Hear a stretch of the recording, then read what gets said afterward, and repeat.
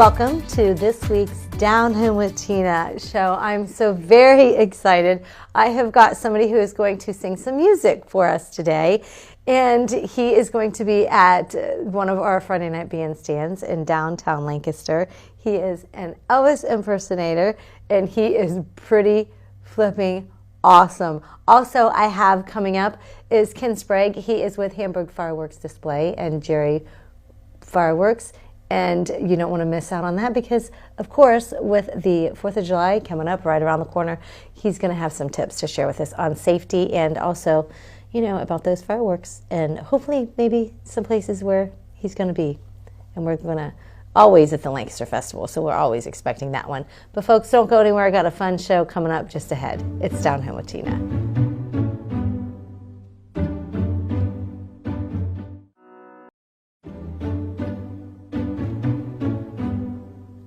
Welcome back to Down Home with Tina. I'm so super excited with the guest that I have in this Down Home with Tina episode. When I was a kid, younger teenager, they used to have the kiosks in the mall, our local mall, and they had those pictures that had that, like, I call it shellac on it. I don't know what it was. Well, there was an Elvis picture, and I really, really wanted it for Christmas one year. And because I didn't come from a whole lot growing up, we were somewhat poor. My mom surprised me with it, and I opened that picture on Christmas Day of Elvis, and I cried. And so with that all being said, I have Todd with me. He is a fella who is an Elvis impersonator, and they've got something coming up at the Friday night bandstand because that is in full swing now, and so I'm so excited. Welcome to the show. I'm glad to be here. Tell folks a little bit as to why you decided to do what you do and when you first was introduced to Elvis. Well, I can thank my mom for playing all his records when I was a kid. That's where it all started. She played the old 45s and the old records and drove me nuts. Drove you nuts, yep. And now, here I am driving other people nuts.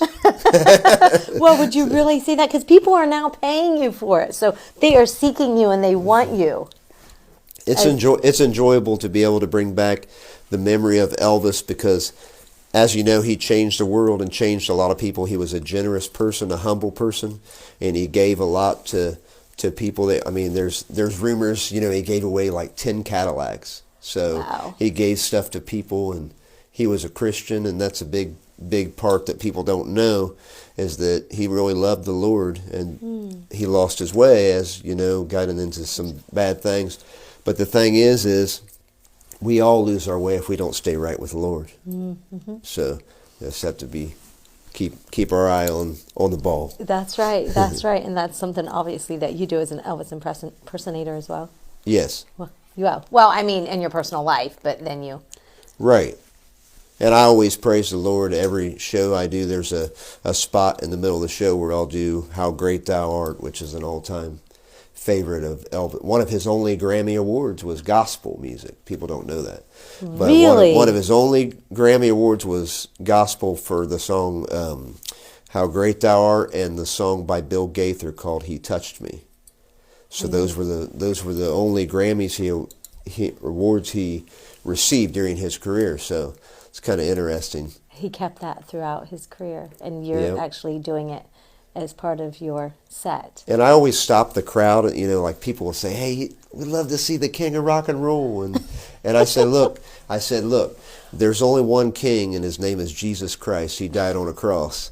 I said, but Elvis had that talent, gave from the Lord, you know, that's so right. He was able to do it. And that's what I tell people on stage, you know. I tell them, say, there's only one king, and his name's Jesus. And I'm going to sing a gospel song for you tonight. And if you feel the presence of God, raise your hands and praise him today.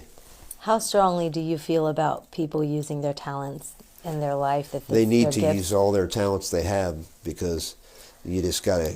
I was born legally blind, and God gave me a gift to sing, so I took my talent and I did what I could do with it to make a living. Most people, they kind of... they have a dream, but they let their disability or something hold them back from what they love to do. And I think that if more of them would jump up and just take their dream and run with it, they wouldn't be in the spot they're in now. Right. When did So- you realize that you had a voice and that you could sing Elvis's music, or was it? I was kind of put on the spot. I was you? kind of put on the spot. Yeah, my mother, she said, "Hey, we're going to get my son up here to sing at the local wedding or whatever it was." I knew it was Mom. I don't know how I knew it was Mom. That's funny. That's all right, Mama. That's right. That's right. Aw. So you were born legally blind then. So Yes. You do this full time? Yes, this is what I do for a living. I go and I sing the Elvis shows all over the country, and then I also do a ministry singing for nursing homes and retirement facilities. You do. So I go in and do about 30 shows a month singing for these people, and that's how I make my normal living. And then on the weekend, then I do the bigger shows. You do. Like we're doing in Lancaster. I'm excited to be there on the 16th of June. Yeah. It's going to be a great time. How far have you traveled? I've been out to Las Vegas. You have? I've been to Branson, Missouri, Tennessee, Kentucky, just kind of all over. A lot of my stuff's in Ohio. I do a lot of private events for folks. You'd be surprised how many people they love to have Elvis at all these different events. I mean, just to give you an example, yesterday there was a nurse and she retired from a hospital in Beaver Creek, Ohio. Mm-hmm. And she was retiring. They wanted to surprise her, so they hired me to come in at the hospital where she works. Aww. And I went up in this banquet hall and did a performance for them. You know, she didn't know anything about it. And she came in, her face beat red. She said, "Elvis is here." She is real excited. It's just, what cracks me up is today, people still today, they love him so much. If somebody can perform him and do it justice, yeah. they pay the money, outrageous money for an impersonator. People don't realize what it's like. Really weird, because somebody that's been gone all these years, mm-hmm. and you still go out and make huge money doing his music. Yes, he's been gone a really long time. I mean, I think 5 or 6. I remember seeing it on the little small black and white TV. Yeah. At home when they announced him and his passing. But when I started singing, I was kind of backward, you know, just a little bit that way, you know, when I first started going, you know. And some woman, she asked me one day, she says, so are you shy when you get on stage, or get nervous or whatever? I said, I don't get nervous. Look at my belt here. I mean, you know. Why did you And do she that? started laughing. Yeah, And see, and I'm wearing this outfit is kind of interesting because this is more of a casual Elvis look. Really? Yeah, like I don't know if you studied Elvis or knew any of the interviews that he's done, but he actually went to meet the President Nixon, in 1970, mm-hmm. and this is what he wore. This is more like what you call the interview suit. Well, I think the photo that I had, or the picture that I had, was of him in the red and black.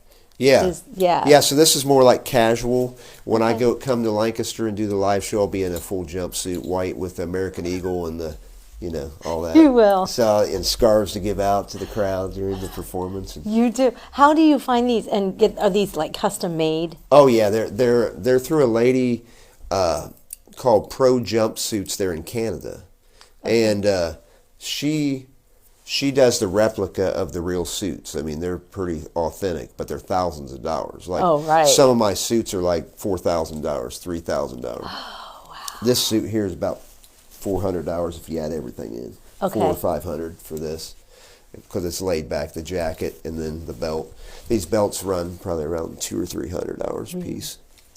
And you don't have to get new outfits often, do you? No, they last for a little they bit. last for a while. Good. Yeah. Yeah. So it gets expensive, you know, and that's why people charge so much to do these performances, because, you know, you got to look at, if you tear something up in the suit, or, mm-hmm. you know, to have them cleaned, it's ridiculous too. They're like $40 to have them cleaned or something. Yeah. You know, every time. So Yeah. It makes it. So where are you from? I'm from Muncie, Indiana originally. Okay. And I moved to Grove City, Ohio in 2008. So you've been here for quite some time. Thanks to a good friend of mine. He actually runs a record company in Columbus called Spotlight Records, and his name's Jim Bruce is his name, and he managed me for a while, and he's promoted me. He's a great guy.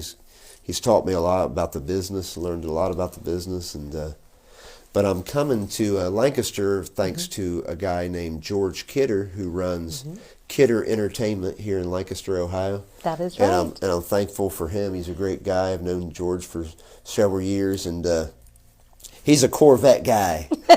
He asked me one time. He said, "Hey, why don't you take a picture of Elvis dressed like Elvis in front of my Corvette? It's a 1966 Stingray." And I said, "Hey, that's fine. That'll look good." How can folks get a hold of you and find out, what all you have as your service? They can log on my website, which is toddberryonline.com, Okay. and they can check that out.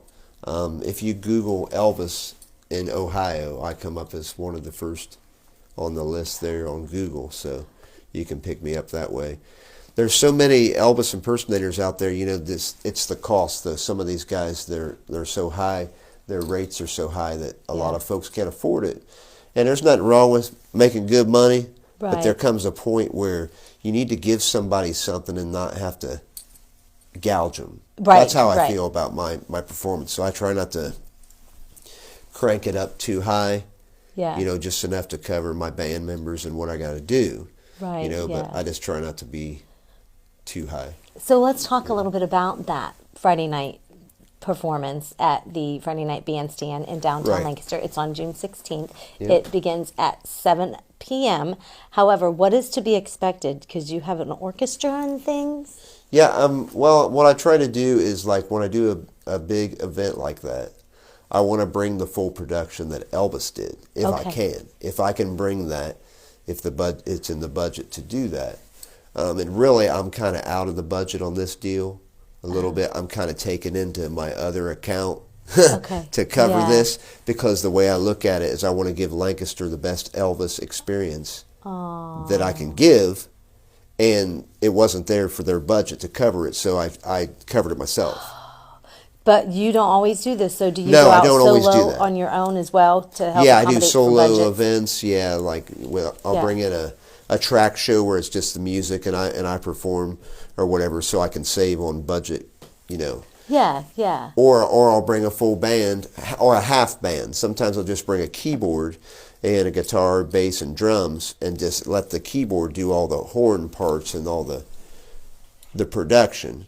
But if you want the real experience, then I'll bring in the orchestra and the quartet to bring in that full sound. You know what I mean? Oh yeah. And try to keep it. It's usually around 5,000.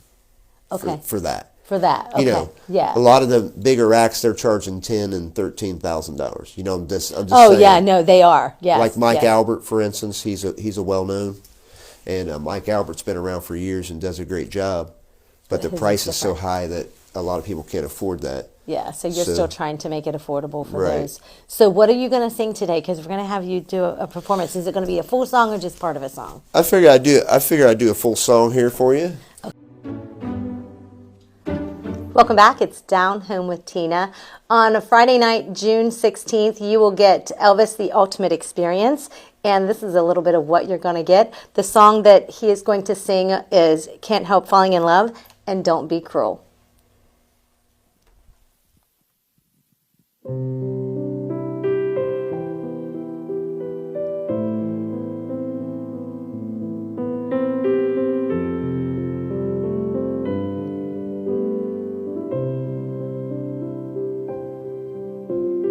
Wise men say only fools rush in, but I can't help falling in love with you. Shall I stay? Would it be a sin if I cared falling in love with you. Speed it up a little bit for you. You know I can be found sitting home all alone. If you can come around, well, at least please telephone. Don't be cruel to a heart that's true. Well, baby, if I made you mad, was something I might have said. Please, let's forget the past. The future looks bright ahead. Don't be cruel to a heart that's true. I don't want no other love. Baby, it's just you I'm thinking of.